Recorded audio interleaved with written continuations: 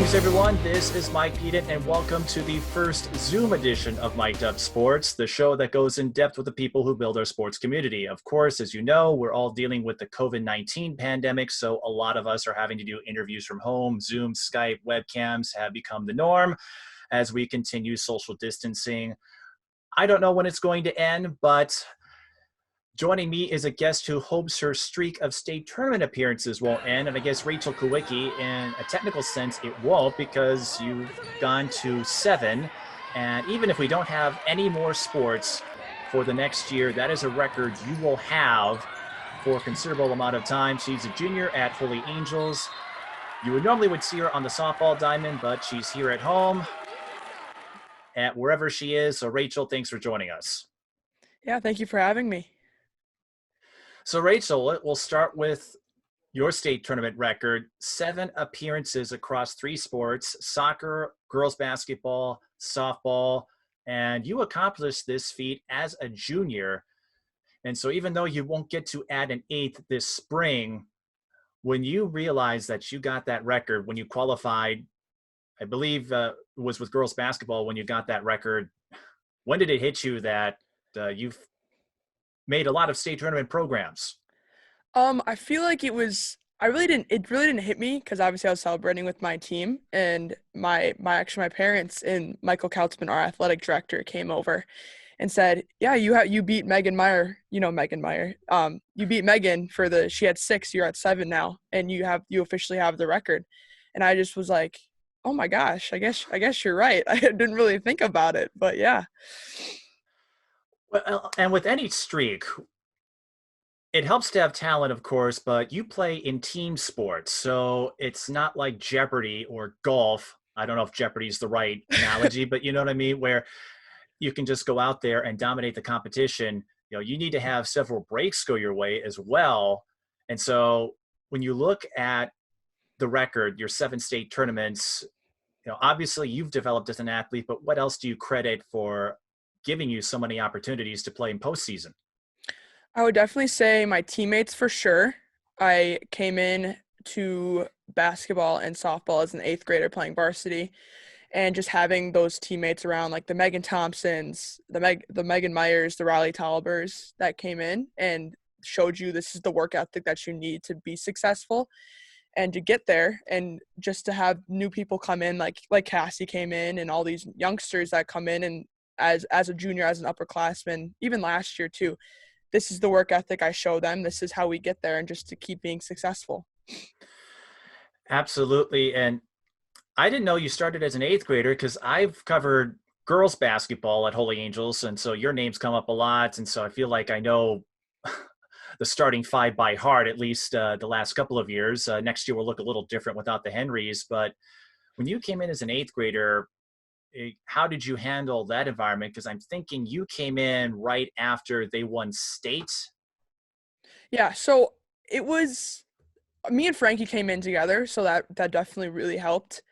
Having just someone there, they're going through the same thing as, I mean, if I was an upperclassman, having an 8th grader come in and take time from me, I'd be kind of irritated too, unless you prove yourself.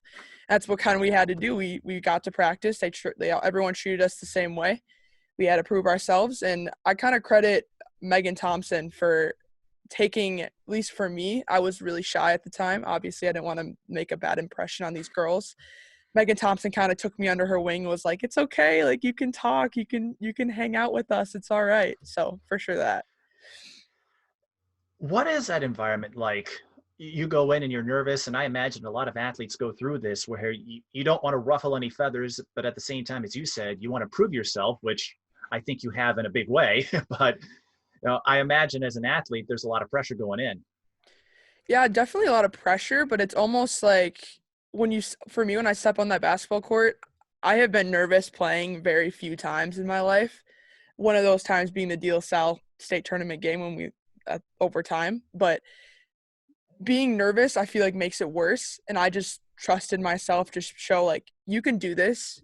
Let your play speak for yourself, not your words. And that's kind of what happened. Okay, now you've been an athlete for a long time. Which sport did you take up first? Definitely basketball. It it went basketball. Actually, I played baseball first until 8th grade year when the varsity softball coach pulled me aside and said, "You want to come play softball?" And I was like, "I haven't played softball before, but why not? We'll give it a try." And that's how I stuck with softball. And then soccer was later, but that started probably 3rd grade. So definitely basketball first. So you started playing baseball before going to softball. Yes, I played boys baseball, traveling like AAA baseball through the summer of 7th grade. And so when you had to make that adjustment, how long did it take for you to get used to it? Because I know in softball, the field is shorter. I think the ball's larger. And even though they're similar in terms of setup, it's a difference going from, the baseball diamond where I'm guessing you're playing with boys around your age to, playing with all girls. For me for baseball, I get a lot of the how did you handle playing with boys?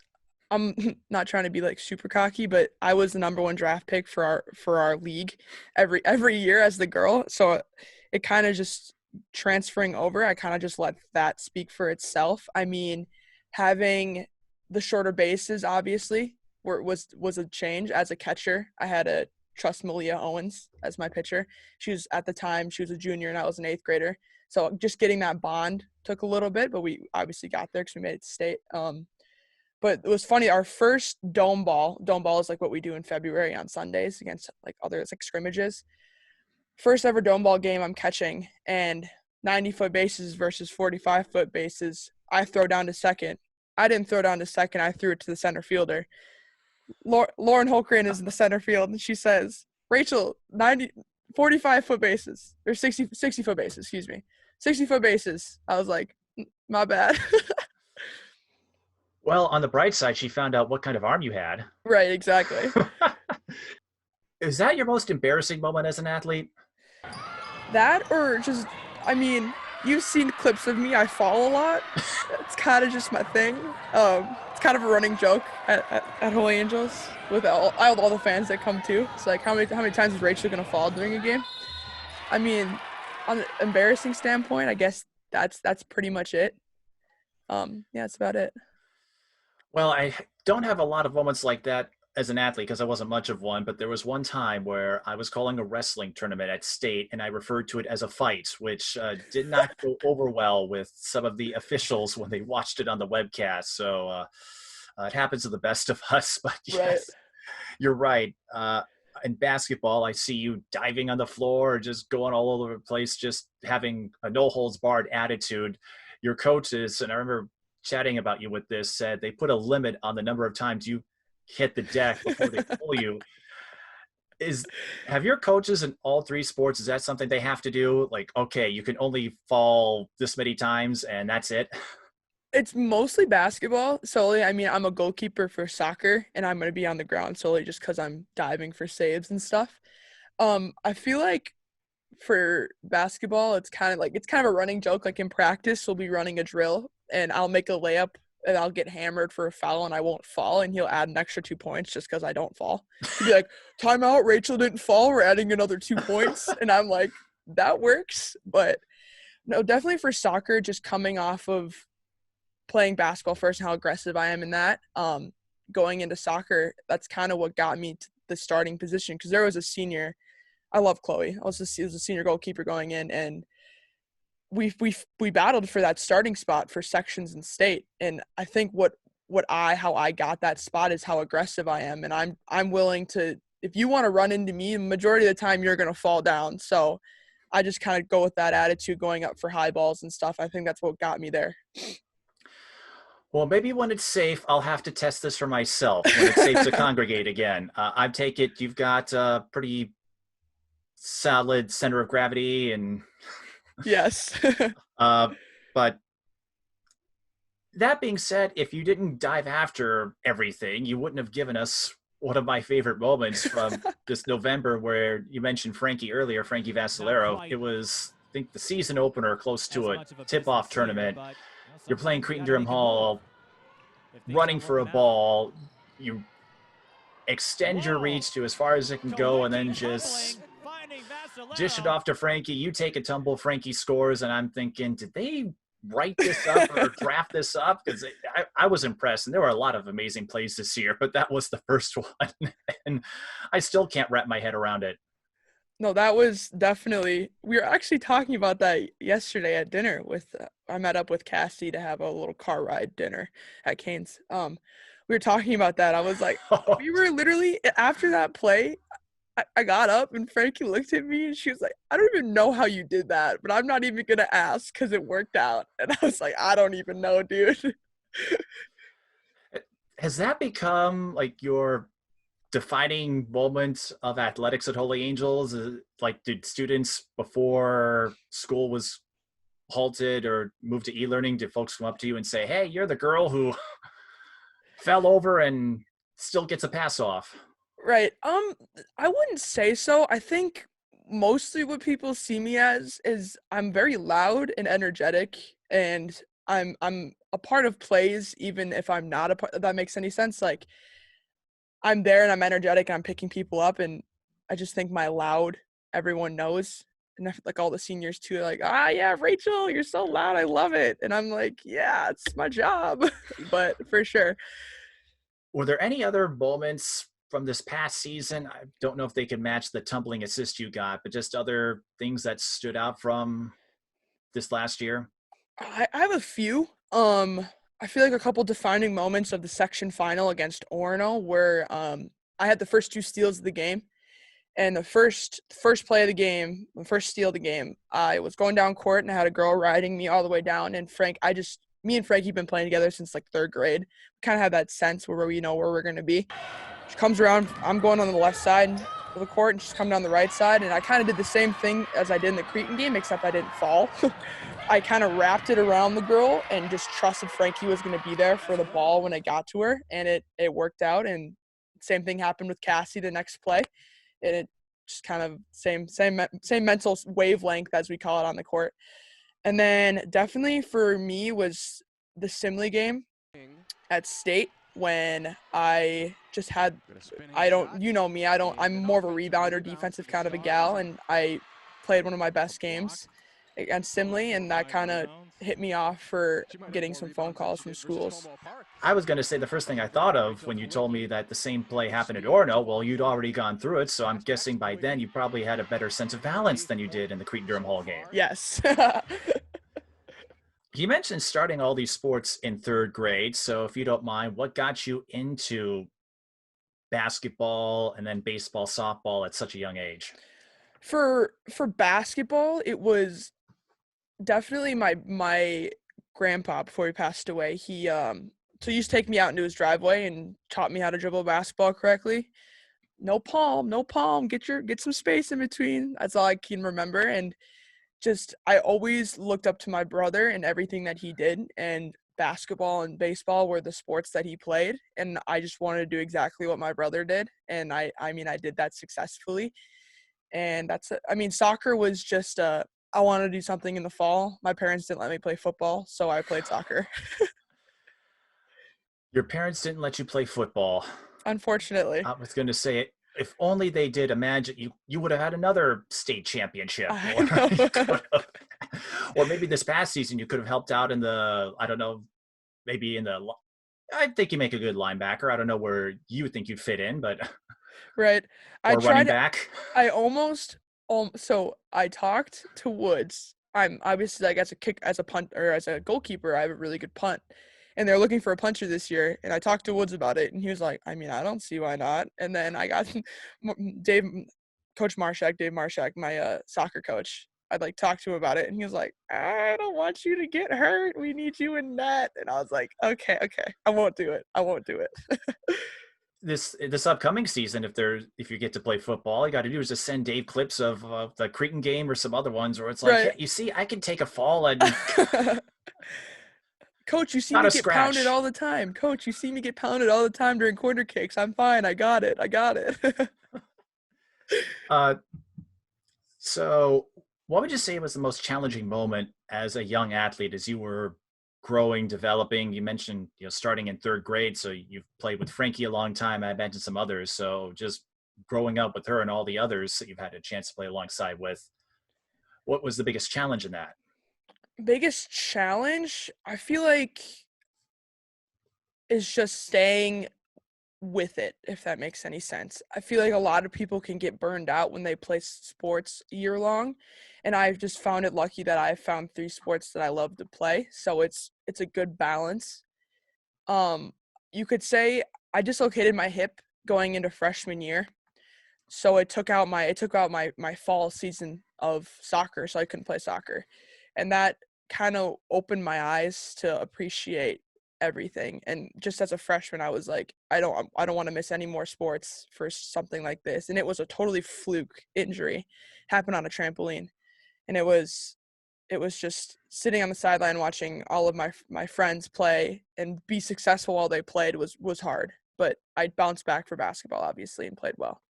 You mentioned in soccer that you are a goalkeeper. So did you try several positions, or what led you to man the pipes, if you will? It was mostly a lot of girls when you play when you're younger don't want to be a goalkeeper because they don't want to get pushed around. And I was just like, I don't care, I'll play, why not? And it kind of just stuck with me. I mean, it's kind of the same thing with catching too for softball. Like people, I don't want to catch in 105-degree heat and put pads on, and I'm like, I don't care, let's do it. And it's just when people look at me too, what sports do you play? Oh, I play soccer, basketball, and softball. You look like a goalkeeper. You look like a forward. You look like a catcher. And I'm like, yeah, I kind of do, don't I?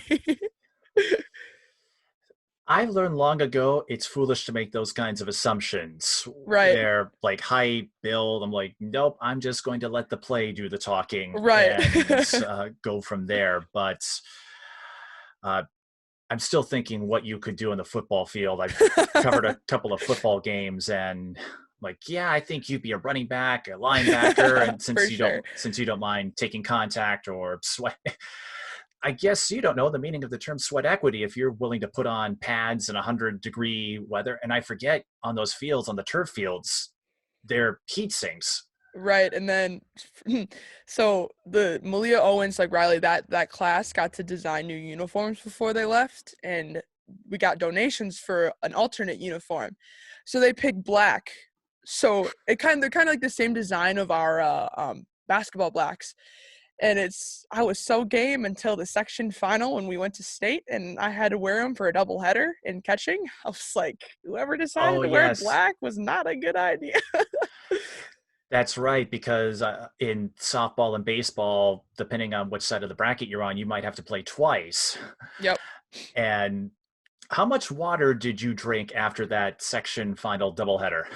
It was a lot. It was multiple gallons, I feel like. Definitely throughout the games. I had when actually Cassie plays softball, and she was brought up for the ride in state, and I told her, I said, you need to whatever you think I need after an inning, you bring it to me because I'm probably too exhausted to tell you what I need. She used to come out, she walked from one end of the dugout to the other with a wet washcloth and a bottle of water after every inning, and I was like, thank you so much for actually being productive. And now look what Cassie's doing. Exactly. I guess you could take credit in her development then for being as productive as she is now, right? I mean, sure. I wouldn't say that necessarily. I mean, Cassie's Cassie. She goes and shoots every day. I mean, I have no words to describe our relationship. Like we have been best friends since her preschool days and my kindergarten days, and we always talked about playing sports together and just being able to. We never got to play I mean, we practiced obviously and trained together a lot, but we never got to be on the same team because I always played up a grade. And it was just being able and going to be able to play with her for 3 years of my high school career is going to be. I'm so excited, and I'm so grateful for that because we always dreamed of it. We always dreamed of playing on Williams Arena together, Maturi, and being in front of a huge crowd and having our whole city behind us. And I've been so grateful for it. Absolutely. And I don't know where you stand on this, but that one game gave me a lot of memories, and with Cassie in particular, and maybe if we bring her on, we can discuss this. But her allegiance to superheroes, well, it extends to her family. I don't know where you are with that. I think Cassie said she's a Captain America fan of the MCU, and from what I've seen, on Instagram, you have a soft spot for it. But did the two of you have any superhero Oh, battles? so are we talking? So I am a real. I'm kind of a geek. People don't know this about me. I am a religious watcher of the DC shows, like Flash, Supergirl, and Arrow. And obviously, I like the MCU, but I'm more of a DC fan for like TV shows. And we have this. We have like we call it a Super Friends group chat where I'm considered Supergirl, she's considered Flash, and then Kaylee Karen, her little sister, is considered Arrow. So like that's our little group. We're total geeks, but I mean, I like the MCU. Their movies are phenomenal, but I just got a soft spot for DC shows. I haven't followed the TV shows as much. Well, the running joke is usually I'm busy creating TV, so I don't have Right. much time to watch it. This last month and a half, big exception. So I've been catching up on a massive library. So, do you have any recommendations from the DCEU? Because I think I've seen The Mandalorian and Star Trek Picard. I'm a geek myself. I grew up with Star Trek and the MCU. I remember watching that in college, and of course, Right. Batman and the Nolan trilogy. So, what would you recommend? Because it looks like I'll have a lot more time to binge watch stuff. For TV shows, I would definitely watch Arrow and the Flash first, solely because they're easier to get hooked onto. Supergirl takes the acting in the first season is just horrendous, but if you stick through it, like it's so good after that. We're in season 5 right now and it's really good. I'm rewatching The Walking Dead right now because obviously I have nothing else to do besides go outside and hit softballs and then come back inside and watch TV. But that's definitely a solid one to watch. I mean, you can always watch Grey's Anatomy. Grey's Anatomy is always a good show for sure. Even though Grey's has nothing to do with the DC universe, I'll keep that in mind. Exactly. Well, my sister, big superhero fan as well, and so she's kind of got me into it. I've warmed up a bit, like Shazam and then Birds of Prey, and it sounds like after a rough start, at least the films are starting to catch up, and Wonder Woman as well. Oh, so good. There. But yeah, I remember telling Cassie I'm a big Iron Man fan. I have a soft spot for wisecracking smart Alex, so I just need to find one in the high school ranks. So on the Marvel side, I remember Cassie told me, big Captain America fan. Who is your superhero? Oh, that's so hard. Probably Black Widow, not gonna lie. I love her. She's kind of I don't know how to word it in an appropriate way. You know what I'm talking about. She's a bad A for sure. Um, she definitely throughout the Avengers movies has proven herself.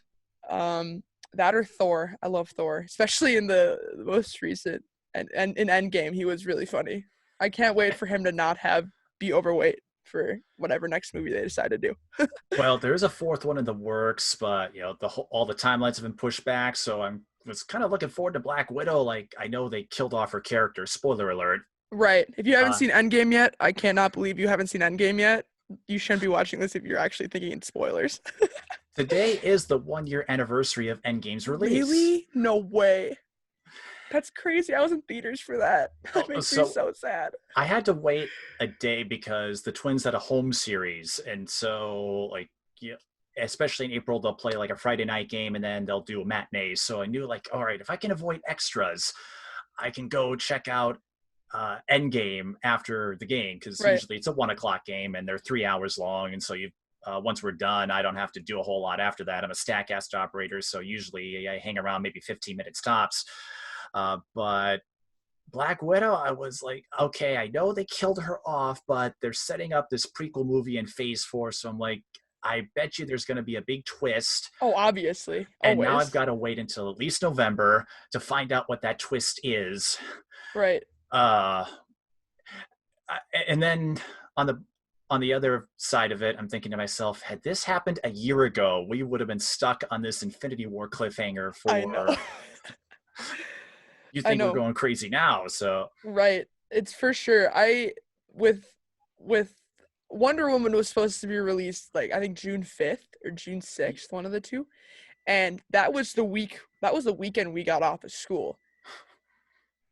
Obviously we couldn't go if we would have made it for state for softball. I think softball states that weekend, but all of us had this like plan. If we don't make it to state for softball, it's okay. We'll go watch Wonder Woman as a group. And we all got so excited, and then it got moved back, and I was like, shoot. Yeah, well, like you said though, it gives you a chance to catch up on TV or rewatch Right. stuff. And like I said, folks have been bugging me. Uh, you might find this hilarious. Folks, for years, my younger siblings have said this, even my fellow geek friends. I don't know how much you follow the social media side of it, but I finally got around to How to Train Your Dragon. That's a good one. That's Everyone a good told one. me they're really good movies. You should check them out. I'm like, well, all right, well, I got nothing else to do. Right. So when did you discover your inner geek, if you don't mind me asking? I feel like it was definitely middle school. It kind of went along with I think you follow me on Instagram. I have this kind of hick theme of my wardrobe as the hat, and I have jeans and a belt buckle on right now as we speak.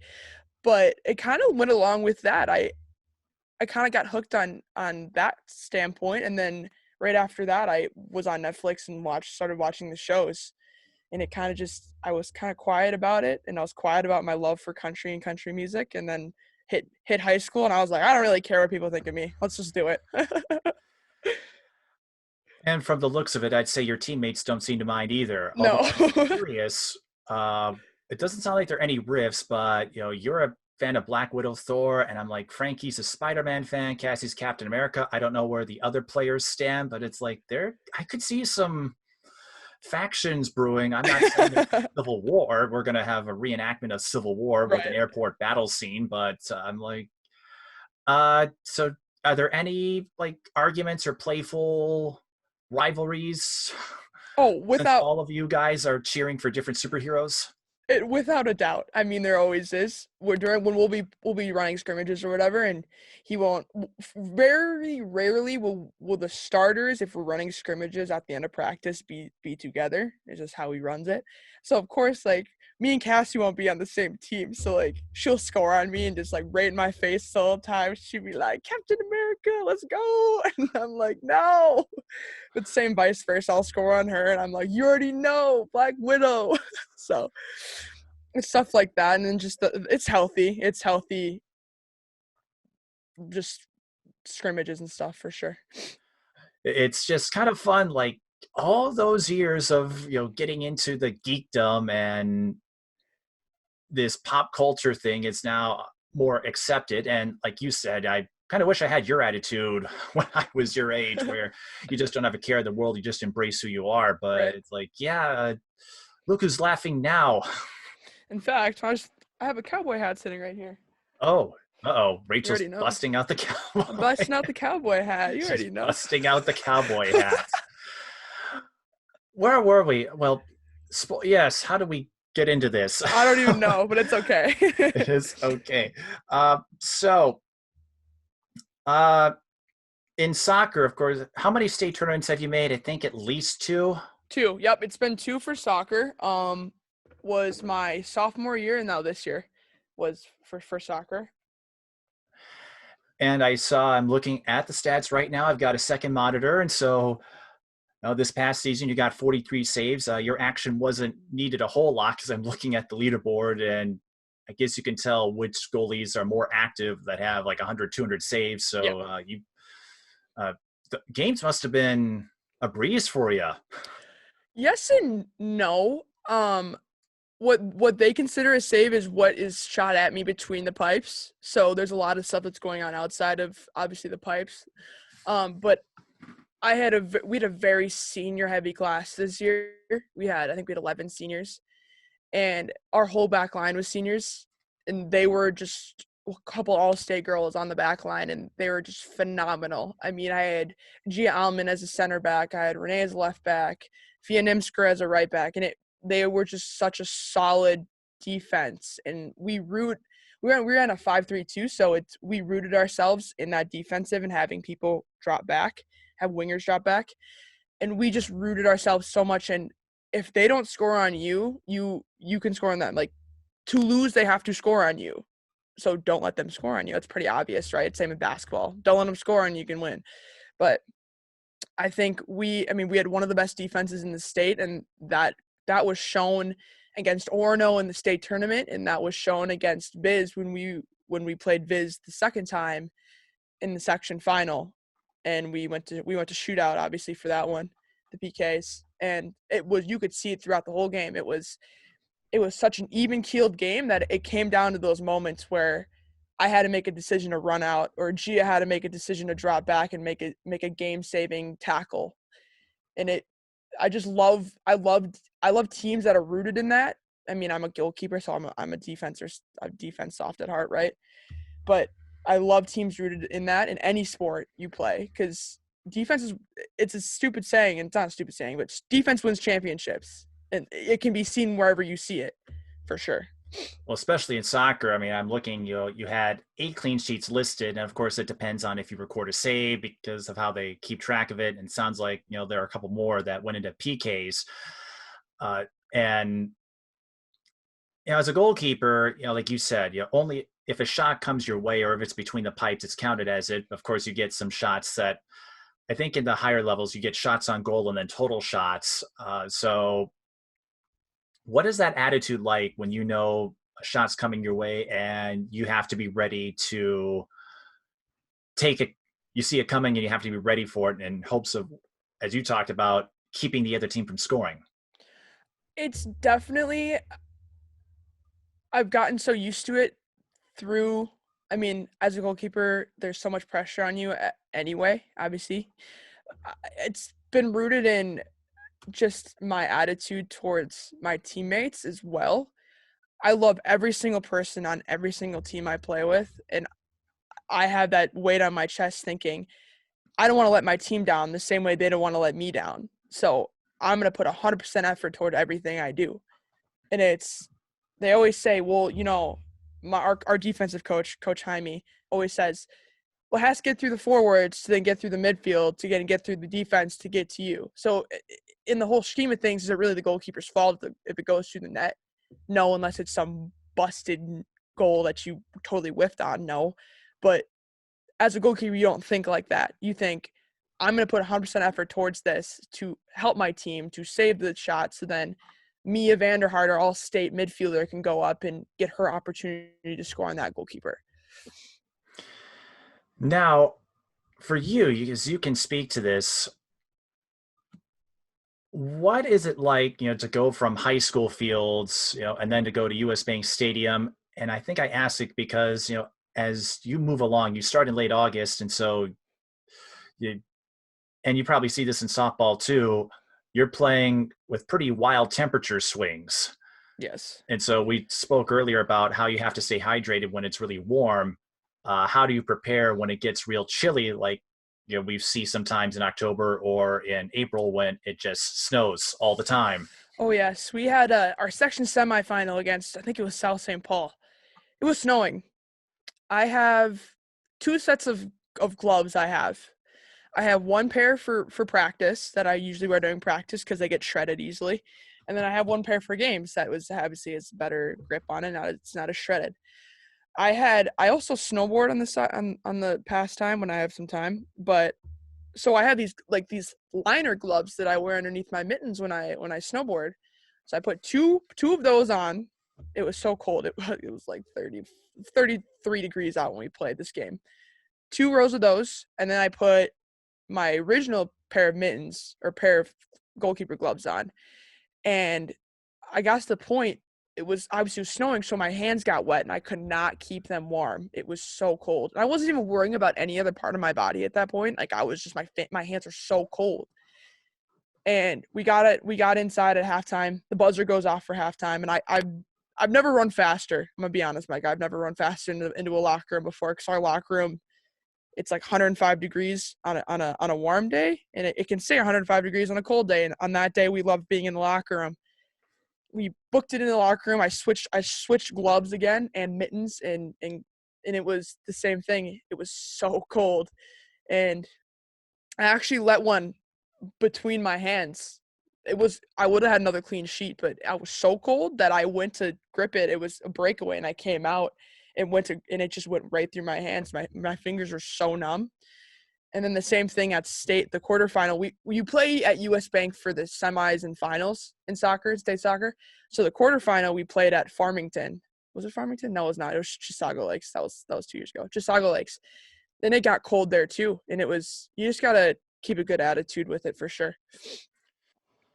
And I imagine softball, same thing, is you go from, well, as we've seen, snowstorms in April, and then you get to May or June, and even on a day like this would be a great day to go out and play. No, it's exactly the same way in softball.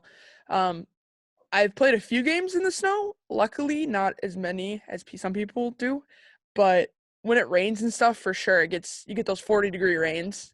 Your hands get cold, and especially when you're catching and you get those Malia Owens 60-mile-an-hour, 65-mile-an-hour fastballs down the middle to you.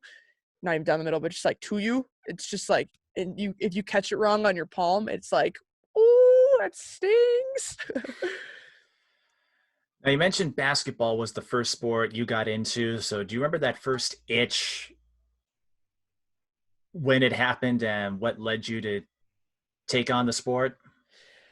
We played this like cub, junior cub. It's like second and third graders, and as a first grader, me and Kylie Zent, she plays for Holy Angels as well. Me and Kylie Zent got asked to play up for this junior cub, and my dad to coach. So I was like, oh, yeah, I want to play, obviously. Ryan Kawiecki, my brother, played. I want to play. So we got to the point where we started playing, and I love my family. I love my mom to death because she's very competitive, and they weren't supposed to keep score of these little junior cub games. Of course, my mom kept score, right? It's little like 8-foot hoops back and forth. I think we scored like 15 points or whatever that game. I had 13 of those points. She told me that on the car ride home. I was like, I'm actually kind of good at this. Wow. It's like I should stick with it. And it was the same thing. I stuck with it through here. And you mentioned playing alongside Frankie for all those years. Do you remember the time when the two of you first met, and maybe your impressions of each other? Because as I've seen, of course, on the basketball court, you both bring a strong skill set. Frankie being that pull-up shooter and has that turnaround. You're more of that workhorse who gets after rebounds, willing to take the fall for the team. Did you have any sense of that back when you first met? I would say so. We first met, like I said, playing like third grade traveling or fourth grade traveling, and we played on a Shooting Stars team. Like we were the first ever female Shooting Stars team, because obviously like the boys have a program going up to Holy Angels as like a good feeder to the school. We were the first ever team to play for the girls. We had these practice pennies on when we went out and played. And we made it to state as like the 16 seed or whatever, how they seed. We were like the lowest seed of the A bracket for fourth grade state tournament. And we weren't supposed to win like any games, and we ended up making it to the championship game. Mind you, we look like a ragtag bunch with the shooting pennies on and like our mismatching shorts, whatever. And the other team was full out decked. Mind you, these fourth graders had full out decked warm up gear, like better than we have for Holy Angels right now as high schoolers, like full out like suits and stuff. And me and Frankie were like, I don't know what to do with this. Like we look so mismatchy right now, but whatever, we're gonna go out and play. And we ended up beating the 1 seed in the fourth grade state tournament in A bracket as a 16 seed. And I kind of at that point, I looked at her, and we didn't get subbed out once that game. I mean, obviously, I think we should have because it's fourth grade basketball, but state championship, of course, we're not going to get pulled out. And it was having her and me kind of hard carry the team. And it was that point I was like, please come to Holy Angels when you get to high school. Little fourth grade Rachel, please come to Holy Angels. We really like you there. And obviously, we really love her there.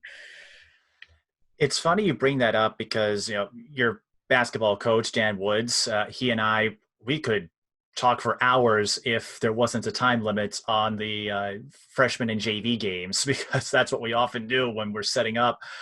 But your story about attire rings a bell, because he told me he remembers seeing Frankie at a camp wearing compression shorts, Barbie sneakers. I don't know what you had on, but I'm Yes. guessing your outfits were a little different than what we see now. Um, yeah, I could pull up some pictures. I was very much a tomboy when I was I was younger. gonna say, did you have a cowboy hat at that point? Definitely. I had one, and not as nice as the ones I have now, but I had a cowboy hat. But I never remember strolling into those summer experience camps. Me and Frankie, with our sports goggles on, we were ready to go with those super long baggy basketball shorts and the super baggy shirts for sure. We had our wardrobe could have done better for sure.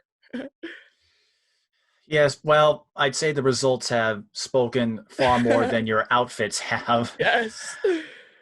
Now, how would you say, we talked about your relationship with Cassie, how have you and Frankie bonded over the years? Because folks on the outside look at Frankie as, the daughter of a former game show champion. Yes. I love throwing that out there, but as I've gotten to see, and of course you get to see, being a classmate and a teammate of hers, how has your friendship grown, and what would you make of her development as a scoring threat to the Stars? It's as a relationship standpoint, it kind of goes back to that fourth grade year. Um, we both know we were something special, and just watching her develop, and like even eighth grade year, like watching her shot develop and sitting there. And I remember coming home one day and looking at my mom, and I said, "She's gonna score 1,000 points by the time she graduates, solely because of how hardworking she is, and she knows what she's good at, and she fulfills that. She jumps higher than any girl I've ever seen, and any sport. I mean, it's ridiculous how high she jumps, and she uses that to her benefit. It's funny, sometimes we'll be both going up for a rebound, and I'll be like, "Who's above me?" I'm like, "Oh, that's you. You got that one. I got you, girl. Just let go of it. That's all you."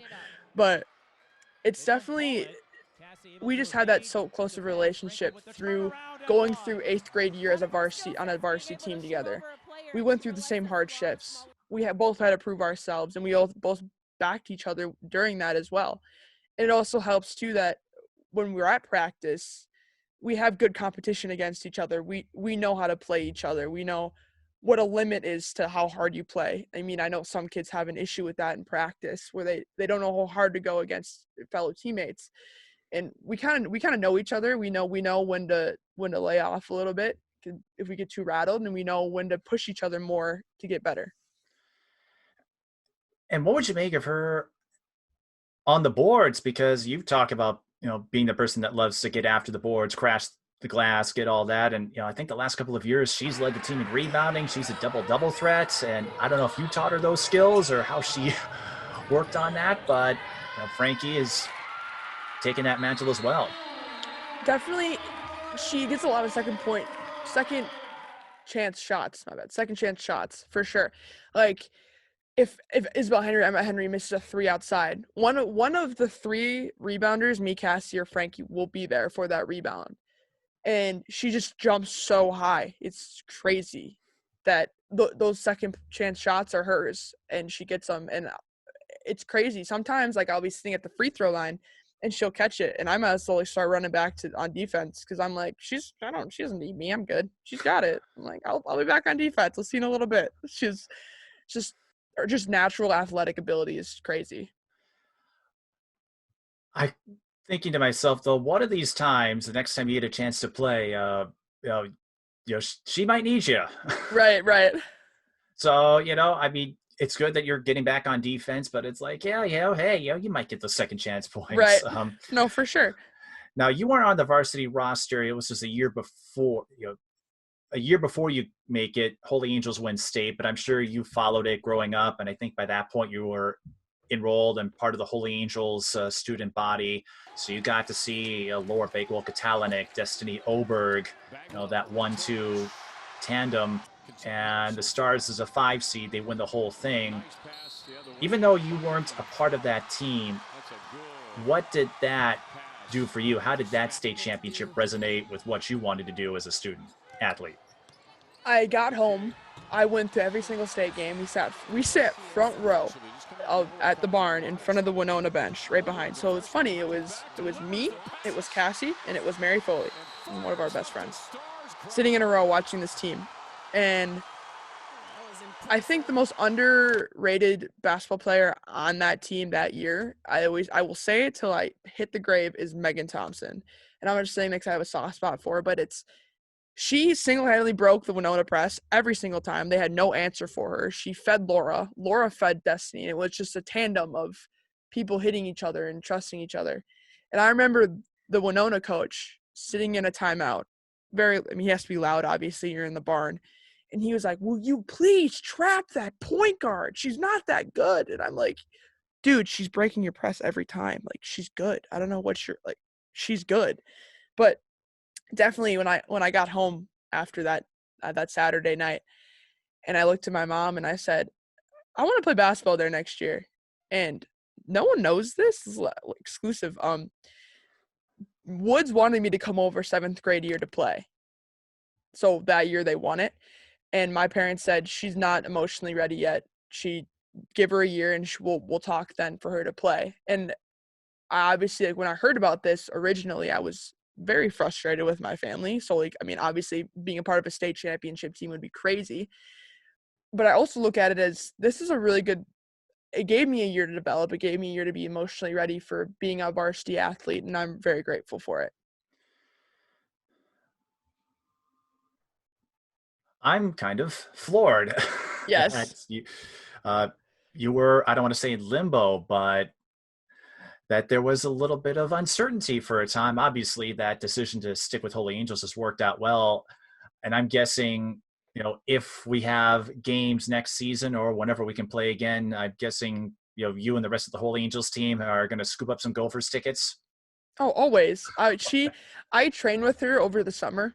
The last couple summers, obviously I can't do it now because the building's closed. But last couple summers I've trained with her, and I was their parents are big fans, and they always compliment me. They're like, "I see a lot of Laura in you and like your work ethic," and I'm like, "I really appreciate that."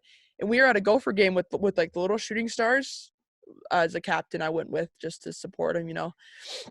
And their parents were there because their little daughter plays for Shooting Stars, and they were like, "Yeah, Laura's gonna come play for the Gophers next year." And I was like, "What? You say that again?" And she's like, "Yeah, she's playing for the Gophers." I was like, "She's literally an icon. I love her to death." She's not the highest scoring player. I think Susan King holds that mark, but I Yep, think she was up there. I think like first, second, maybe. I think so. What's crazy about that is she majority played her junior and senior year. She scored that much in her junior and senior year. It's just like so mind-boggling to me. Well, she is one of those players, and hindsight's 2020. But the only regret I have in my sports coverage is that I didn't expand sooner to see folks like Laura Bakewell Katalinic, because I remember the first time I covered a Holy Angels game when they played Maranatha the next season, and Dan told me I watch all your games Yeah, because I post everything to YouTube, and I'm like, okay, I wasn't expecting that, but right. like either you are closet fans or like closet members of my fan club, or you are really bored. Oh, come on. I watched you. I'll take it. I'll take Right. it. But it is kind of a strange where it's like even if you don't cover an athlete or a team, sometimes they're watching you. Oh, for sure. I mean, I watch. We use you for film sometimes too for like whatever team we're playing. But I will for sure during religion class and I'm bored. I'll pull up your film, of course. I'm like, yeah, I'm gonna watch some basketball. I don't care if it's Paige Beckers or Maranatha. I'm watching them. Wow. So take note, teachers at Holy Angels, if you get Rachel in a class, make sure she's not bored. Otherwise, I will become her distraction. Literally, they don't need to I'm know that. They don't need to know that. What? I, I'm I'm sure you're on top of it. I'm sure Oh there's no yes, like on studies and everything. So I'm sure you only do it when you really have nothing else going. yes. I guess on that subject though, if you really want to lay it out, here's your chance. What do you guys all think when I come to your games and then you listen to me talking about your teams, all your highs, lows, everything in between. So here you go on the soapbox. Lay it at me. Lay it on me. What do you have to say about my coverage? I think I think you know what, I think it's honestly like genuinely it's great. It's it's a good mix of like commentary, but also just like letting us play, if that makes any sense. Like you kind of let our play speak for ourselves, but it's also you get the kids that don't come in a lot, like the seventh, eighth man off the bench. You you highlight them too. It's not just Frankie, Cassie, and Rachel. Oh my gosh, look at them. It's also like, oh, Becky Little, like wow, like she's got those rebounds. Like she's doing really well.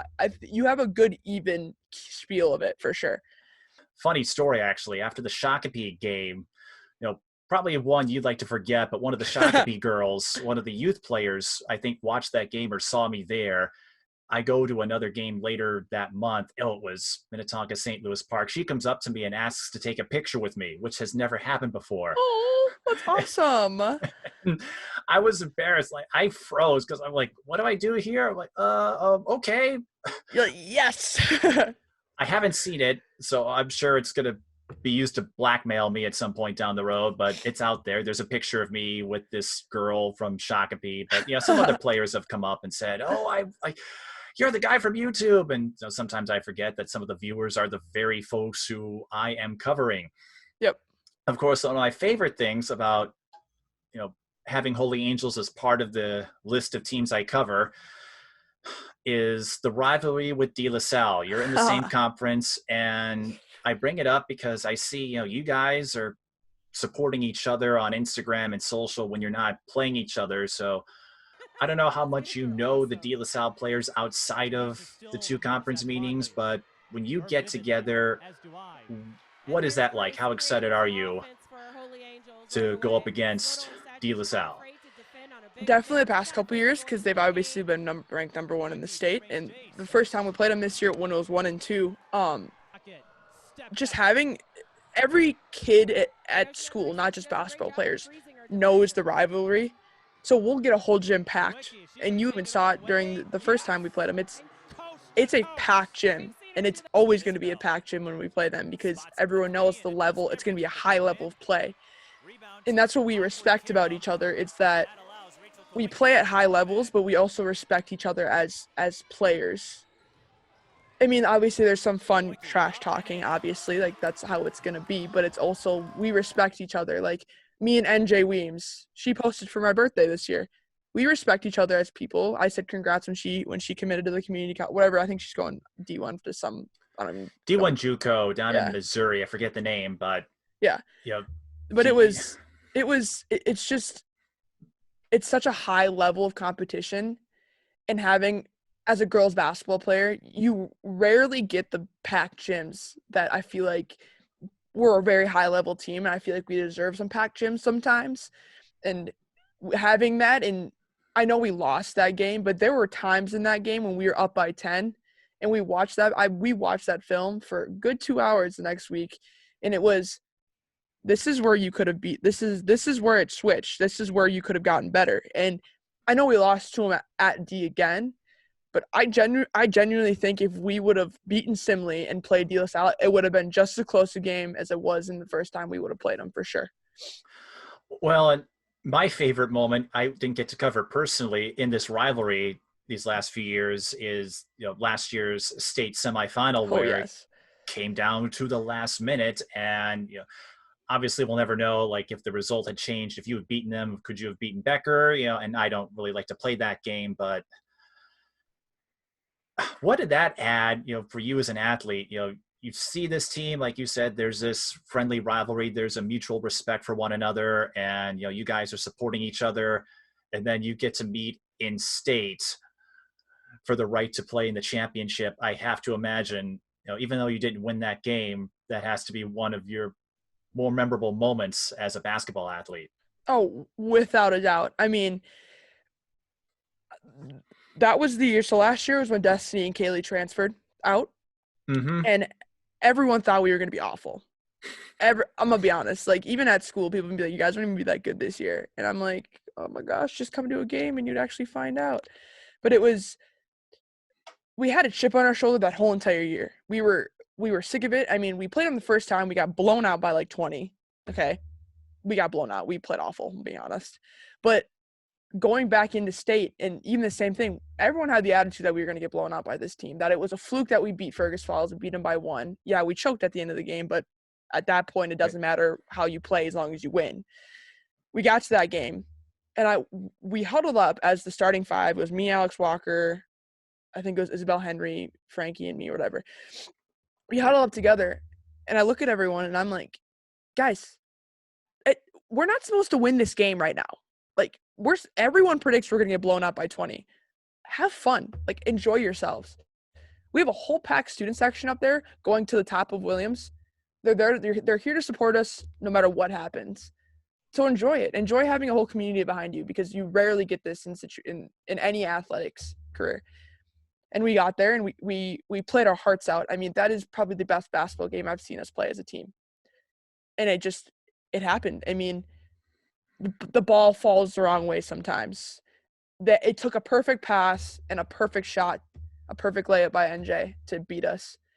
I mean, I'm going to be honest, when we threw that long ball to Emma Mastery at the end of the game, you can see it they have like a camera behind the backboard or whatever, and you could see us running down the court, and all of us genuinely thought it was going to go in.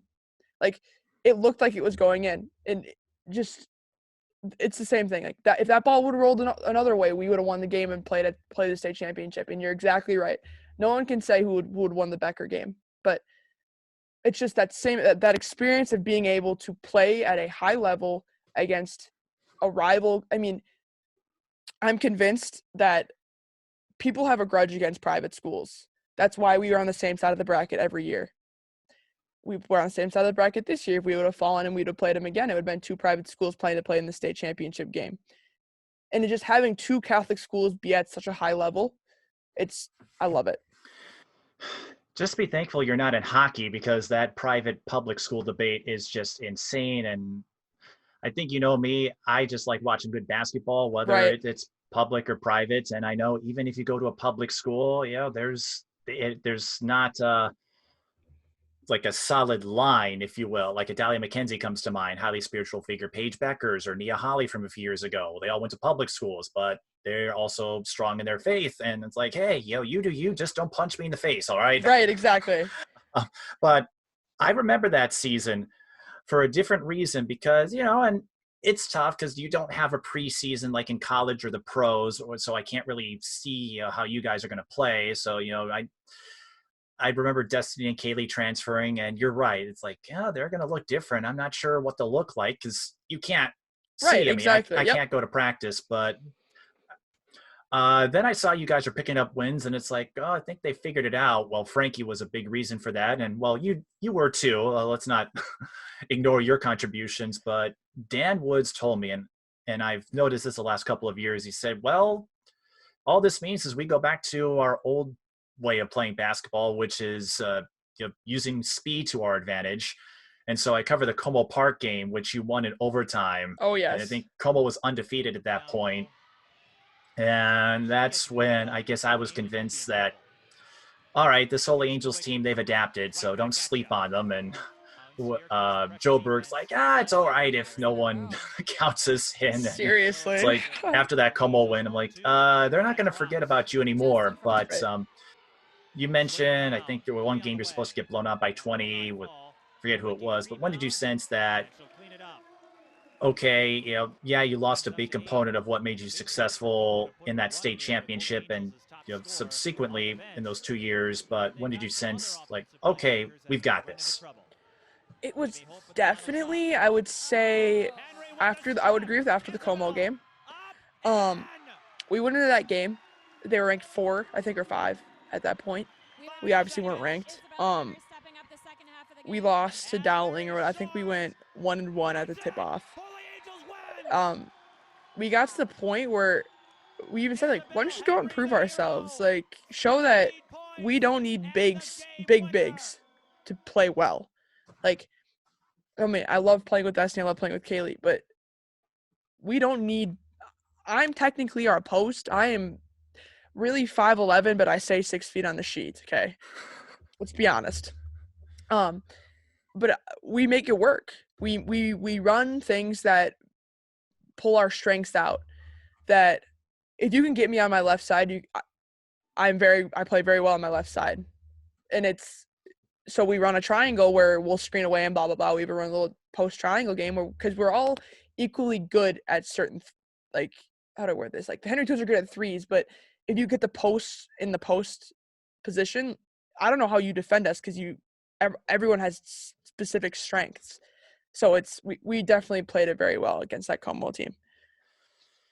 And right, made it to state. And I think I said this with De La Salle. All you ask for is a chance to win it at the end, even if you don't close it out. And was a little bummed we didn't get that rematch. Of course, we'll never know anyway because the season got canceled. But I'm wondering, what do you think it is about Holy Angels that makes them so successful across a multitude of sports? Because at the start, we mentioned you've been in 7 state tournaments, and I know football had kind of a down year by their standards, but they're regular at state. Girls basketball, boys basketball got to state last year. Soccer, softball, baseball. It's like no matter the sport, they're just one of those schools that's always in the conversation. What is it about Holy Angels that allows them to have that versatility? That's a good question. I feel so. My brother graduated in 2015, and that was the year before they went state. When he was at school, they went to state in football, but there were down years where Holy Angels wasn't a factor. And I don't want to say it's pure luck that we got a good incoming class, but it almost kind of is because a lot of kids that go to Holy Angels, I know for me, I was going to Holy Angels whether the basketball team was 1-20 or 20-1. Like it's just how it is. Like I want to go to a Catholic private school. My grandma went there, my mom went there, my brother went there. I was going to go there no matter what. I think it's just we're in a time where we're really good at sports, and I think it's just kind of how it is now, I guess. And when you see it, also obviously helps with recruiting. Having wow, your girls basketball team went the 4th straight state tournament, hopefully a 5th next year. Okay, daughter, I don't know what your name, whatever kid, do you want to go there? I mean, yeah, obviously it helps to have good sports and that builds up, but the beginning of it, I just think was a lot of things went the right way for it to happen. I think you've made it 5 straight now because you won in Oh, 2016 and right. Yep, then yep, yep, yep. 17, 18, 19, 20. Yep, it's 5 straight. Hopefully Hopefully 6 next year. Yep. next year because you've got to add to that record now. Oh, obviously. Always. uh, but you mentioned the family connection. I was going to ask you what led you to Holy Angels. So it sounds like you had a lot of family ties there. And how do you think going to that school, how has that helped you as a student athlete, as a person, and how have you grown from your time at that private school in Richfield that has a fancy dome in the winter?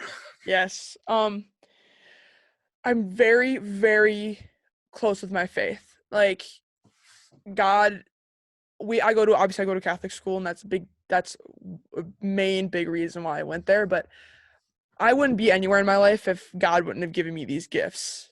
Like I'm athletic, and I love that, but it's mostly because I was given these gifts to be well, and the gifts were the main point, but obviously I have to work towards being good at things. But I'm so close with my faith, and just I knew that. The small gym. I don't know I hope you've never been down there, but the small gym in first floor. My grandma played basketball on that court.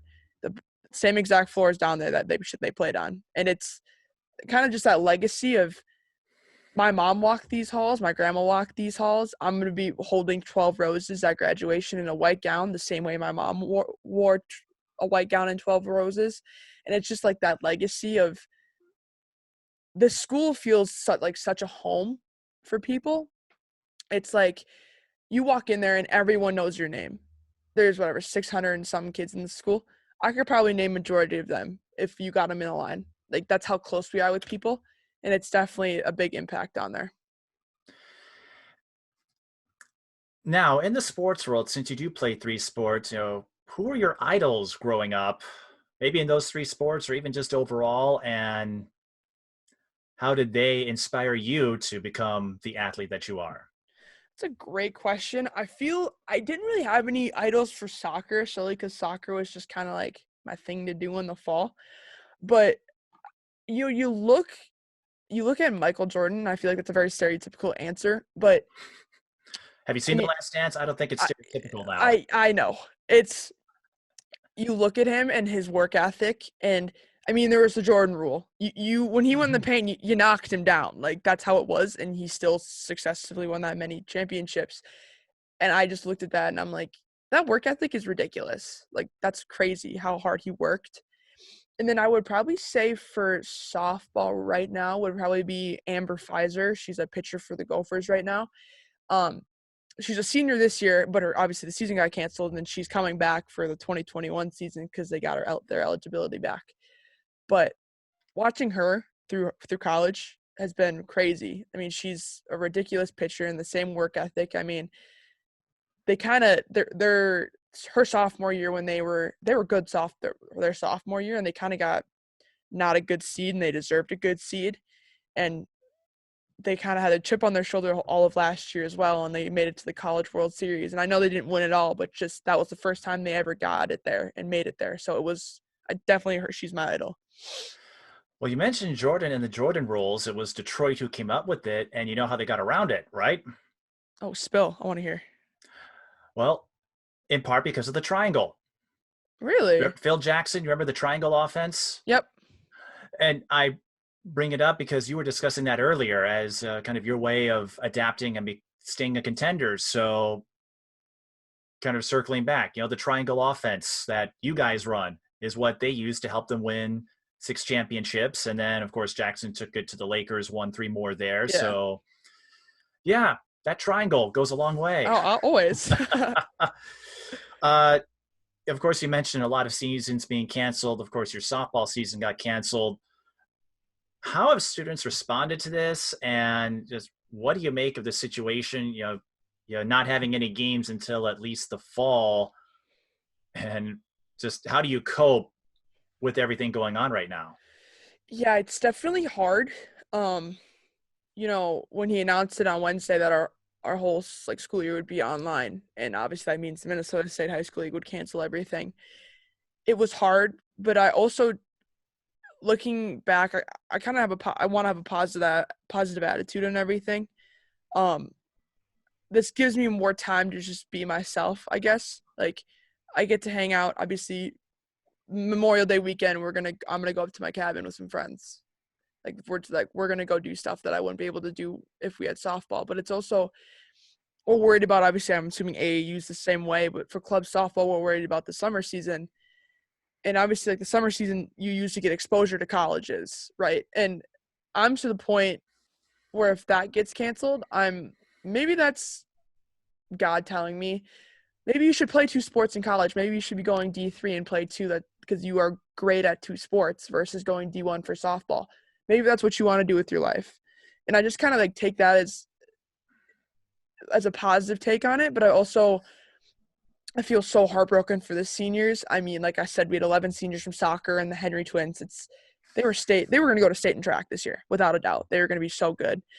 And getting that ripped away from you I feel so bad, but we're trying to keep everything together. Like I said, I'm having some people over later tonight, and a couple of them are seniors, and I'm so grateful for them, and I'm grateful for the path they gave us. And I mean, the class of 2021 has really big shoes to fill, and that could be said of probably at any school.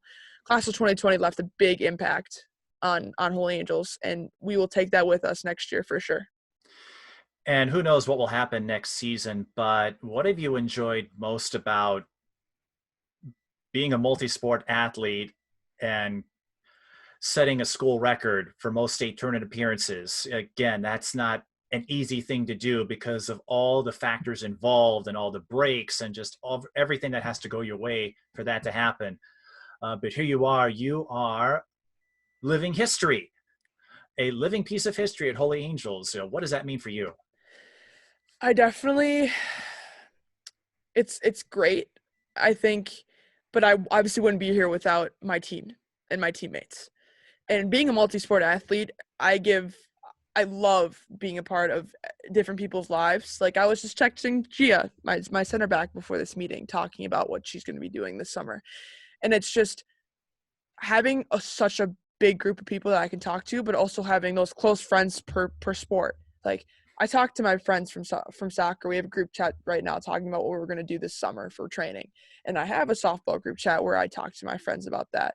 And it's just I wouldn't have gotten there. I wouldn't have gotten those 7 without my team. And that's what I think what sets apart going to state for an individual sport versus a team sport is that I get for an individual sport, you have to be good at that sport, but to get it for a team, like majority of people have to be good at the sport and you have to have good team chemistry. And there's so many factors that come involved that I'm just so grateful for my teammates.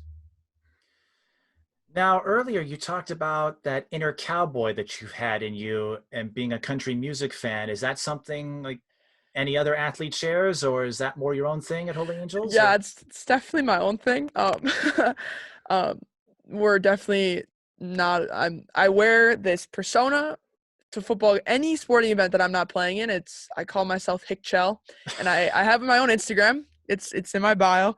Go ahead and click on that. It's I full out, full everything. Cowboy hat, boots, jacket. It's kind of a theme, and I kind of take it. I'm a very loud person, so I'm kind of known for being at sporting events like that.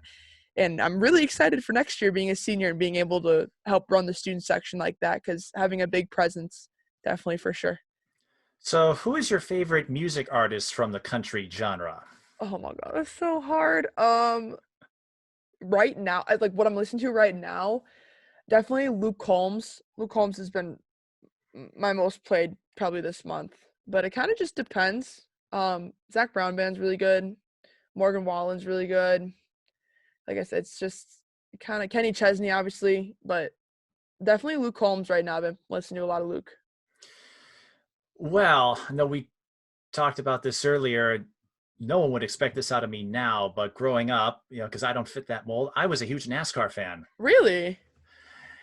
Yes, well, you can thank product placement for that because of all the sponsorships and, in the 90s, early 2000s, it was a big deal. So, yeah, I would watch races on Sunday and folks would be like, "You don't look like it at all." I'm like, "No, but I found it fun and exciting to see that play out." I remember getting to tour Indianapolis Motor Speedway once in the WNBA finals. I know it's more of an indie track than NASCAR, but yeah, no, I've got a soft spot for racing and, still do. Of course, obviously, I don't have as much time for that, but yeah, that's a little fun fact that maybe others didn't know about me. And then on that same note, I know we touched on this. What are some other fun facts that others may not know?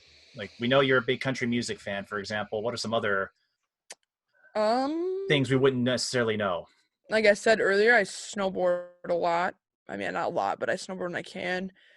I love golfing. I golf with my family. What else? I'm kind of a video game nerd, but that's also when I have time. And definitely, like, I love riding horses. That's definitely, I mean, kind of comes with being kind of a country geek, but I love riding horses. My mom owned a horse when she was younger, and it kind of spiraled towards me. That's about it. I mean, it's kind of a wide variety of things. I remember Cassie said something in the breakdown book that she also enjoyed riding horses. So I don't know if the two of you get together and ride around or. We're actually so their family owns a farm down south, a couple hours down south, and we go down there sometimes to ride. And we're actually going down this weekend to just chill and take their horses on a couple trail rides for sure. That'll be fun. And now I'm thinking, oh, if there's a way to throw in Frankie into this because of her guitar and piano Oh, skills, I like you know. guys could really turn this into something in this extended off season, if you will.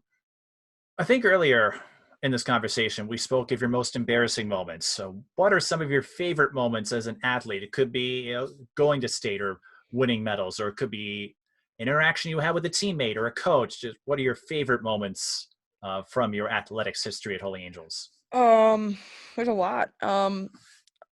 Some key moments. I mean, definitely me and Cassie do a shoulder bump before every start of every game. After I always get called first, and then she'll get called second, and we'll do a chest bump before we meet up as a team.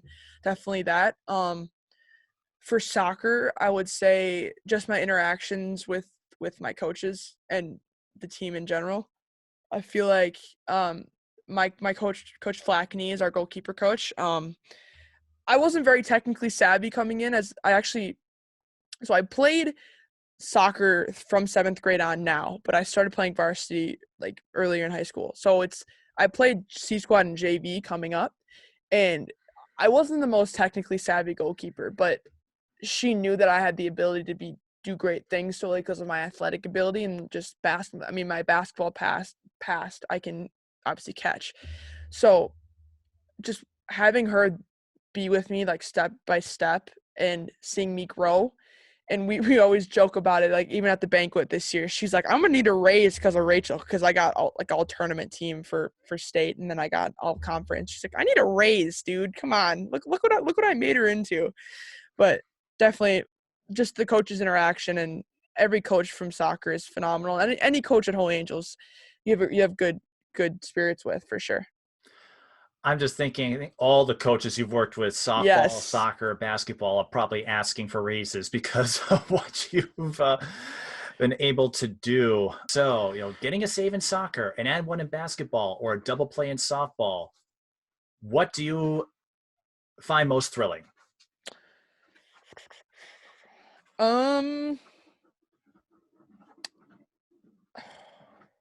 I would say probably basketball. Just like I said, just because of the energy that's involved with it. Like, I get so hyped after N1s, no matter who scores the N1. It could be me, could be Frankie, could be Cassie, could be Isabel or Emma. Like, I get hyped. And like that just energy and the adrenaline that kicks in after that, it's definitely rewarding. Earlier, you mentioned how a lot of students at Holy Angels know each other on a first name basis. There's a huge camaraderie there. You know, not knowing what lies ahead in the future, again, you still have those 7 state tournaments to your credit. How do you think folks will mold after you, the way that Laura Bagwell Katalinik, for example, and Megan Thompson left an imprint on you? How do you think your experience and your impact is going to leave an imprint for your classmates and future students at Holy Angels? I want people to remember me as someone who maybe not scored 1,000. I mean, I may score 1,000 points next year, who knows? But the girl that maybe didn't score 1,000 points, but was a part of every play and backed her teammates up for everything. And that I went to 7 state tournaments, and it takes to be a high level at those. So always knowing that my name may be on a plaque at Holy Angels and I may get the Athena Award next year, but always know that you can work towards those goals and that can be yours if you just put the work in. And that could be, and soccer's a prime, like I said, soccer's a prime example for that. We put the work in the summer to be successful. It just doesn't come to us. We put the work in basketball. We put the work in softball to be successful. So definitely just know that work ethic is huge, and just having the ability to trust in yourself and be confident in yourself. Even if others are putting you down, just know that inside you can do whatever you want. And you mentioned this earlier, maybe a two-sport athlete in college. What are you thinking of post high school plans, and what would you like to do, whether it's athletics or elsewhere? Where could we see Rachel Kawiecki down the road? That's a great question. I'm kind of in a little. I mean, after the Simley game, I've gotten a lot of phone calls for basketball, and I've already had phone calls for softball. So it's a lot of schools that were both. I got phone calls for softball first, and then basketball came after the state game. Um, but I'm so split right now on what I want to do. It kind of depends on what happens this summer with softball, and if any more D1 colleges come my way, more than just a few. But as of right now, I'm keeping everything open. I had a really good conversation with the Gustavus coach for basketball, Coach Kelly, last week, and that's also another place I could go do sports. I mean, a lot of my ex schools for 2 sports, but we'll just see what happens. And after athletics, have you thought about what you might end up doing, or are you still working on that aspect? Um, I'm kind of split right now. I would originally wanted to be a profiler for the FBI, and then right now I'm kind of looking at what if I got a PhD in athletic training to like go be an athletic trainer for like the Gophers or whatever, or the Vikings or whatever offers. That's kind of what I'm looking at, but I'm also, as a country girl at heart, like what if I went and majored in like equine training or whatever? That would be really cool to go work at a ranch or something. But I know a good path I want to be on. It's just figuring everything else out. Well, you still have another year of school left. I'm Yeah. thinking the athletic trainer part could suit you very well because future athletes are going to have to know how to take a fall and not get banged up, because I don't know how you pull it off, but every time you dive or roll over, it's like, oh, that looks like it could leave a mark. You just get back up and just keep on motoring. So, Yep. future athletes are going to have to know how to do that. And there is an art to it. I've seen some players, they kind of mastered that slide job or kind of set themselves up in a way where they know they're going to lose their balance, but do so without risking injury. And Yep.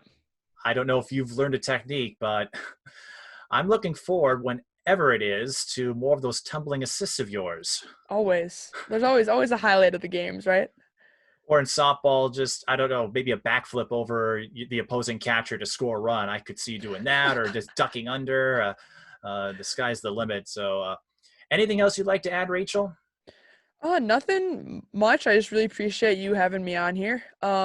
Just for everyone out there that's listening, just keep working hard. I mean, obviously with COVID-19, this is a really tough time for everyone. Just know that there's a light at the end of the tunnel. We'll all get together again. Holy Angels will have school again. We'll be at football games next fall, being together and being a community. So just really appreciate you having me on here.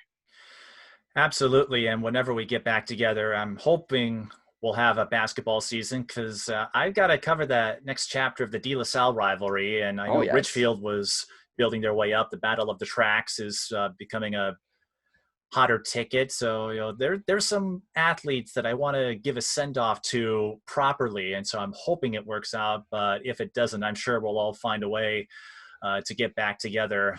And, the hospitality you've given me, something I'm always appreciative of, and the rest of the Holy Angels staff whenever I show up, and it extends to the other Tri-Metro schools. So this really is an extended family, and I'm glad you're a part of it.